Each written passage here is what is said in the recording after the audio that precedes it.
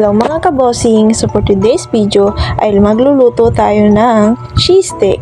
2 to 3 ingredients lang, makakagawa ka na ng masarap na merienda. So ang ating kakailanganin ay lumpia wrapper, oil at saka cheese. Una nating gagawin ay paghiwa-hiwalay natin ang mga wrappers.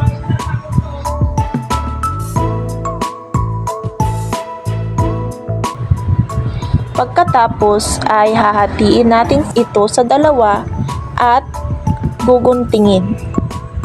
Atin itong ginunting dahil hindi naman masyado malaki ang ating gagamitin na wrapper sa pagbalot ng ating cheese stick.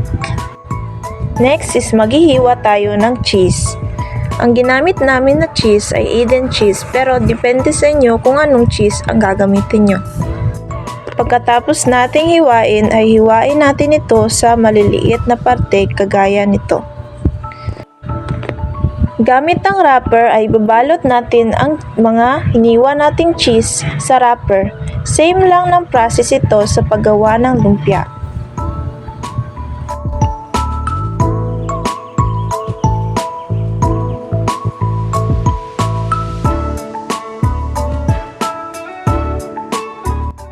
So, ganyan yung itsura niya. Maghanda tayo ng oil at pagkatapos doon natin i-deep fry ang ating cheese stick. Bali-baliktarin natin ito upang hindi masunog. Pag ito ay na golden brown na ay pwede na natin itong hanguin.